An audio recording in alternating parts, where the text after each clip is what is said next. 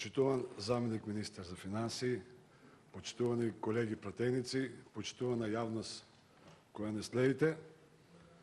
Денешната тема е ребаланс на бюджетот за 2017 година.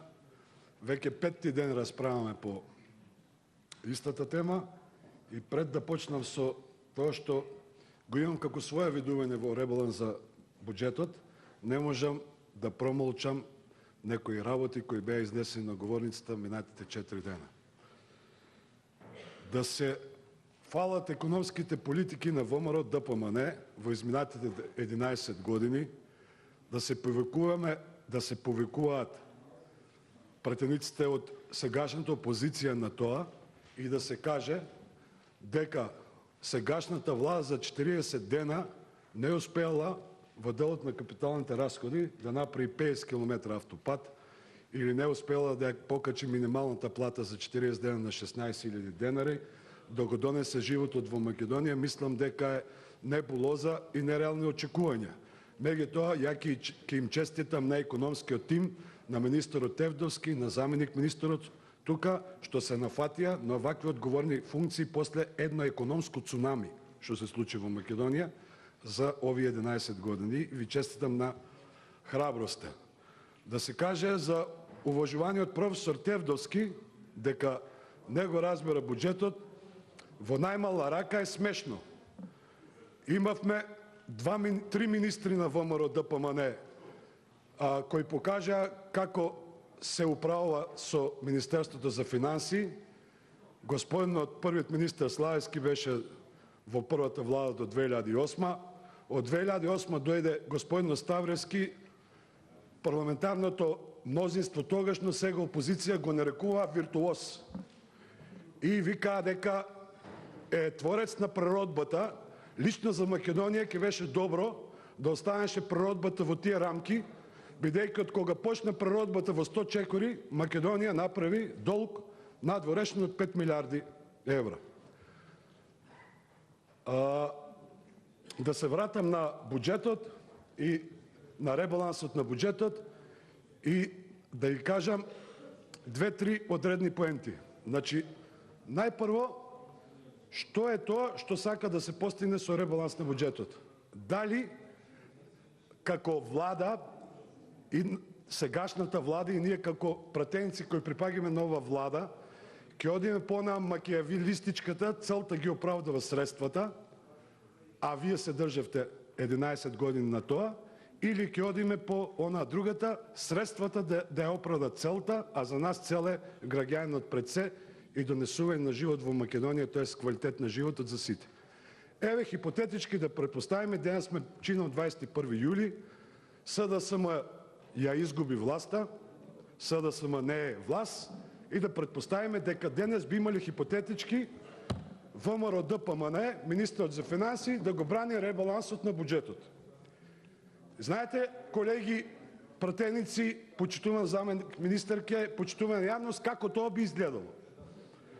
Економските параметри викаат дека во првата година, во првиот квартал на месецот имаме раст на приходот 0%.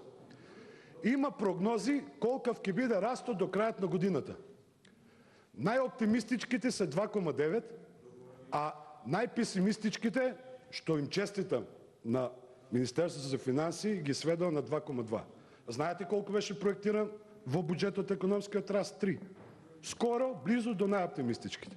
И денес тука ќе имавте министер за финанси во пресрет на локалните избори, кој ќе се фалеше дека малку е направен некој ребаланс на буџетот, а дека до крајот на годината се ќе се остварува капитални инвестиции, ќе има покачување на пензии, на плати, се што е предвидено во буџетот, бидејќи ќе има приходи.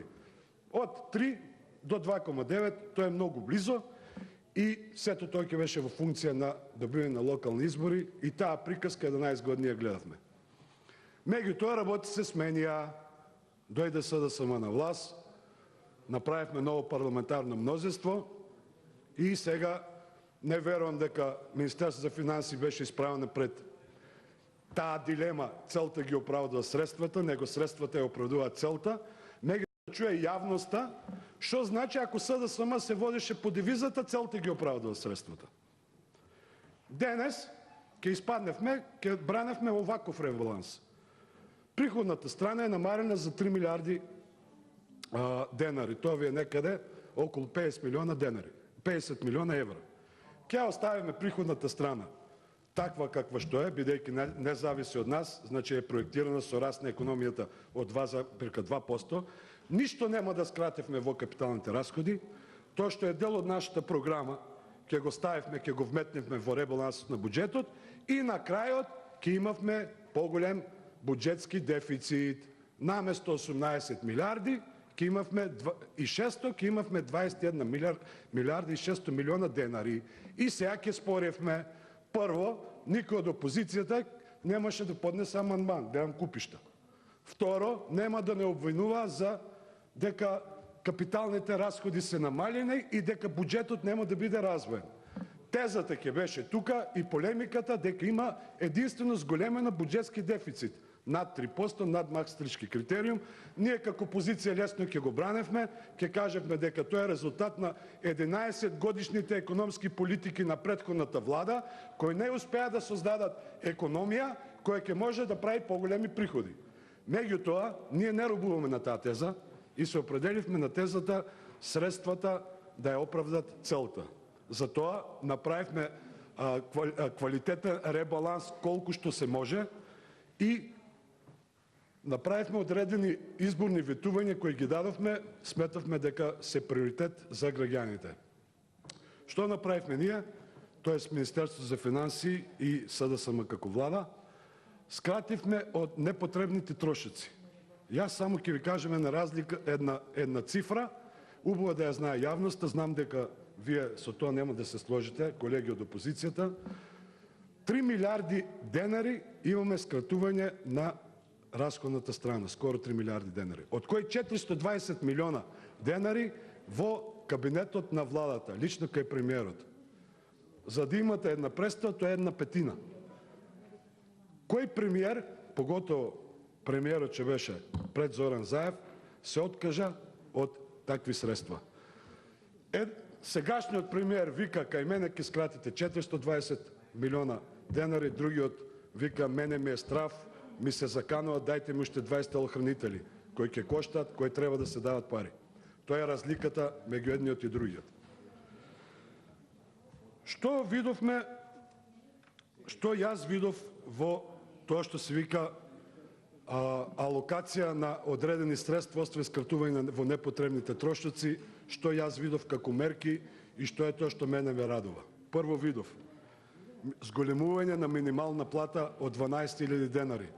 Видов систем на правичност, видов можност за зголемување на буџет на секој поединец, поготово од сферата кај што минималната плата до сега изнесуваше 10.200 денари.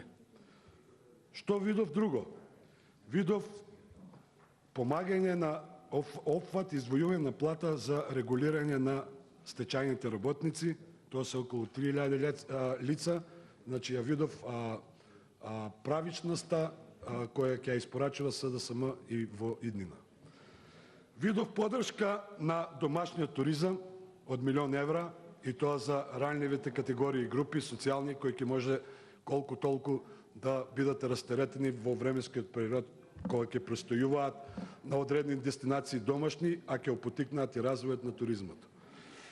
Видов нови можности за нови вработувања во форма на гаранција за младите, кај што се издвоени 9 милиона евра, значи можност да младите имаат можност да бираат 3 алтернативи, се со цел да се запре миграцијата на младите, бидејќи 660.000 луѓе се иселени од Македонија.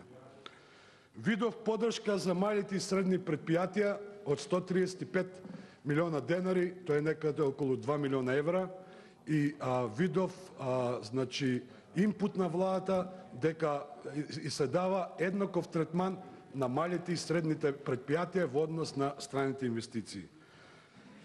Видов поддршка за привлекување на донациите од ИПАРД програмата во висина од 500 милиона денари, тоа ви се околу 8,2 милиона евра, заради тоа што, ако не се сеќавате, може да ја потстам, околу 30% од средствата од ИПАРД беа искористени, другите ги враќавме во Брисел. и видов укинување на радиодифузната такса, некому тоа му стои може смешно, сумата дали е 190, дали е 220, стандардот на граѓаните во Македонија 300.000 луѓе живеат со 50 денари дневно, тоа значи 30% луѓето имаат можност да не ја платат таа радиодифузна такса и да бидат дадени извршители. Тогаш нема да збориме за 190 денари, збориме за 10.000 и кусур денари. Тоа го видов преку цифри и бројки. Меѓутоа ја видов што е тоа што планира да го прави идната влада.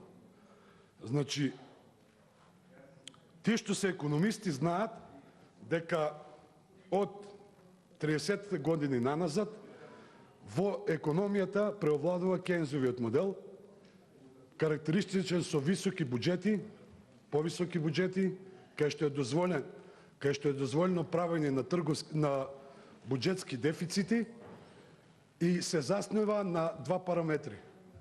На зголемено трошење на јавната потрошувачка и можност за зголемено трошење на личната потрошувачка. Сега, ако направиме една рекапитулација на владењето на ВМРО ДПМН за 11 години, ќе видите дека сиот фокус и сите буџетски пари се настроени во стимулирање на зголеменото трошење на јавната потрошувачка. И добро, тие се модели, може да спориме. Кај е тука разликата и кај е тука замката? Државата е секој пат најлош собственик управувач со јавните пари. Тука секој пат постојат ризици од корупција и криминали.